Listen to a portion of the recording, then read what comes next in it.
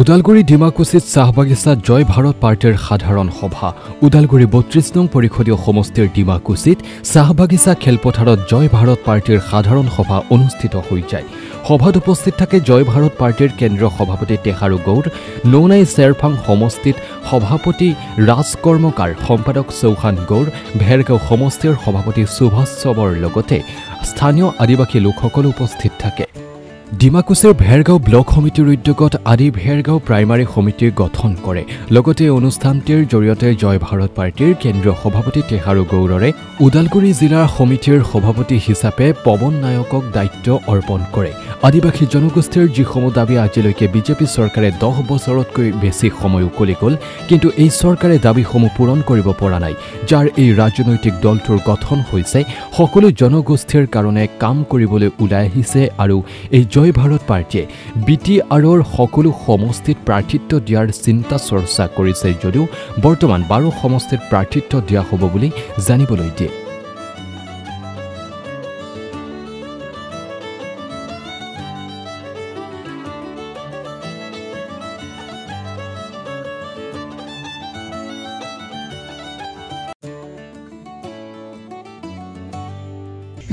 घाट के माध्यम अंदर आदिवासी जिंदगी के अंदर जीत लगा हो तो हम के कितना हो सकता है, कितना अपडेट तो मेहनत करके भी अंदर आज तक अंदर निजर नीचे माटी अंदर और बेलेग जात गिला दिमाग से काम करो थन उठा कर जने अंदर दिने दिने आग बढ़ो थन तो है जने बोलिल मेहनत से पैसा बनाए नहीं पारल, दिमाग से पैसा बनाए पारल। गति के अंदर बेटा बेटी के उपरेও কিরকম সে अंदर দুইটা গাহ বসবই, কিরকম সে ঘর के आगे देख दुकान देबई, किरकम अंदर बुद्धि करके खारपेटिया बिछी में दिखे सब। बहुत बहुत धन्यवाद। और हमদের সঙ্গে উপস্থিত है जाने सकते, बहुत बहुत धन्यवाद।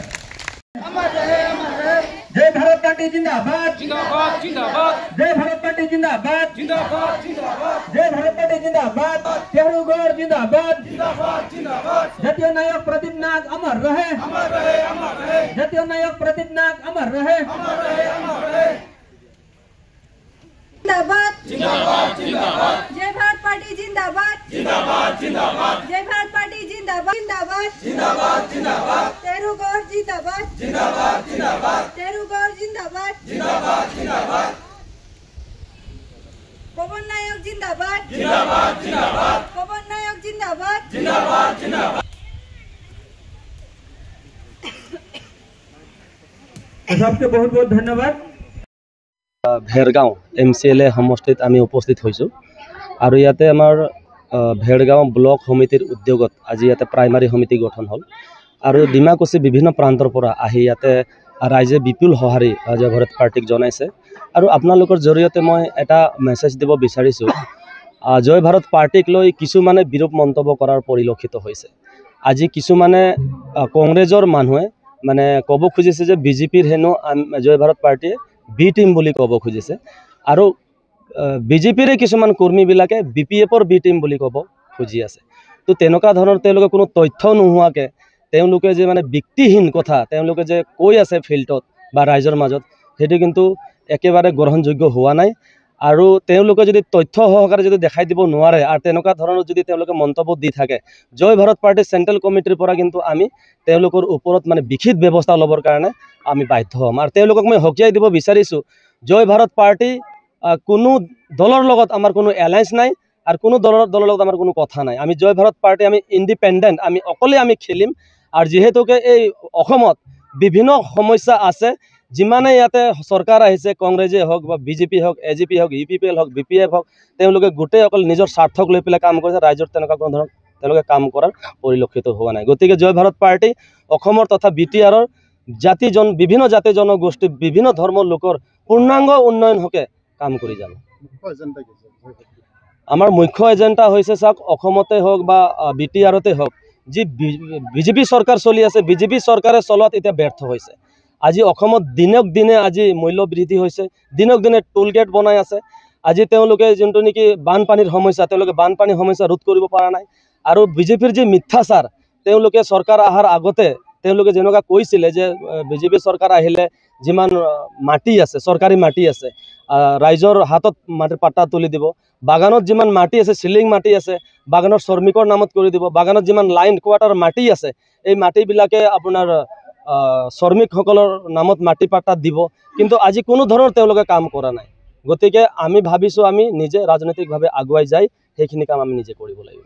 যেহেতুকে বিটিআৰত যথেষ্ট শক্তিশালী দল আছে, যেনে BPL বা আমাৰ যিটো চৰকাৰখন যে আছে, তাৰ উপৰিও কংগ্ৰেছে এই মুহূৰ্তত আহিব আৰু APB নামৰ এটা নতুনকৈ এটা সংগঠন এটা আহিছে, তেওঁলোকৰ মাজত আপোনালোকে কি ধৰণে আগবাঢ়িব পাৰিব?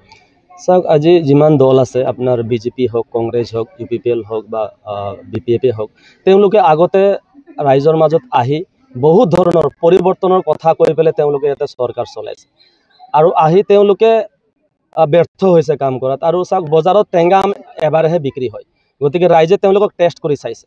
গতিকে আজি জয় ভাৰত পাৰ্টি আমি নতুন কথা নিকাভাৱে নতুন প্ৰজন্মক লৈ পেলাই আমি আগবাঢ়ি আছোঁ। কেইটা সমষ্টিত খেলিব আমাৰ জয় ভাৰত পাৰ্টি BTRত এতিয়ালৈকে আমাৰ 12টা সমষ্টি আমাৰ কনফাৰ্ম হৈছে আৰু আলোচনা চলি আছে। আমি পৰাপক্ষ আমি প্ৰত্যেকটা সমষ্টিতে আমি প্ৰাৰ্থী দিয়াৰ কাৰণে আমি চেষ্টা কৰিম। আগন্তুক দেখিবলৈ গৈছে মৰিয়ানীত মানে এটা তাঁতী পৰিয়ালৰ ঘৰখন নষ্ট কৰে, কি কয়? হয়, আজি যোৰহাটৰ যি তাঁতী পৰিয়ালৰ যি আজি উচ্ছেদ অভিযান চলাইছে, এইটো এটা একচুৱেলি দুৰ্ভাগ্যজনক কথা।